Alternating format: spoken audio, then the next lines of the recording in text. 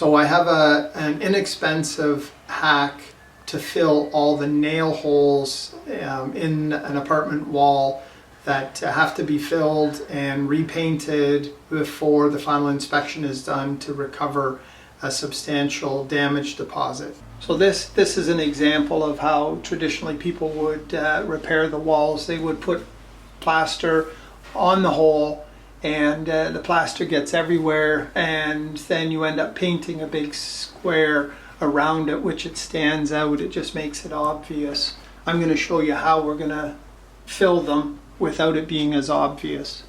What we need to do is go around and remove all the plastic plugs, any nails, any screws that have been left in the walls or ceilings, and make sure that there are none of those left, because we have to fill those holes. Now we have to find a discrete location to pull a sample of the existing color that we want to match. And what I've done is I've just gone to a receptacle, and as long as it's underneath the cover plate, I've pulled a small color sample. But other spots you could consider are in a closet, behind a door. Again, any place that's out of sight. You'll need a big enough piece to take along with you. With my color sample, I run over to the big box store and I go through the selection they have for color swatches, and I choose a bunch that are around the color of the sample I have, and I bring them back to the wall, back to the apartment, and I check them against the wall to narrow it down to which color swatch is the closest match. Having narrowed the swatch color down to the wall and finding the closest match, then we go back to the box store, so we have them mix up the small sample bottle of our paint. It's a water-based paint, a latex. We pick up a small thing of Polyfilla of plaster, a little plastic scraper, and I picked up a foam brush, and that can all be yours for about $10, $10–15. So I've just grabbed a wooden handled spoon, something that has got a rounded end on it. The idea is we're actually going to leave a depression where on each of the holes, so then when we fill it, it ends up being smooth with the surface.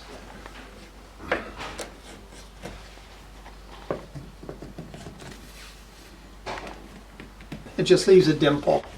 So what I've done is I put some plaster into a container, and with our paint sample, what I've done is I've started off with about a 50-50 equal mix, and I've mixed it thoroughly. It was a little bit runny.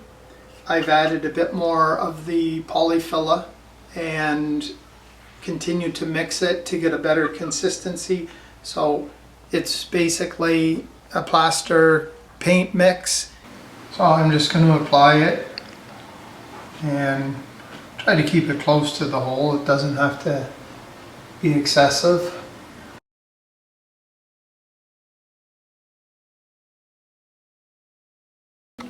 So then I just let the paint and plaster mix set up till they're stiff. They've started to harden up, and then just with a damp rag, I come back and I just wipe the excess off. Giving it a few hours to start setting up, I just keep coming back with the damp rag. This is a textured wall. It's all been stuccoed or stippled, and I just continue to wipe it. So we basically end up with this. It's nowhere near as obvious as all the big divots that were in the wall. So again, you can use it on a flat wall. Same principle. Dimple packet full of the plaster that's got the pigment in it, and then I just wipe it out, scrape off the excess, continue to wipe it out as it starts to harden. So the advantage to using this method is when you mix the plaster and the paint together, the colored pigment goes throughout the plaster. When you apply it, and if you happen to get it over the area, around the area that you're trying to repair, it's not as obvious, and you can continue to wipe it off and it just blends right in when it dries.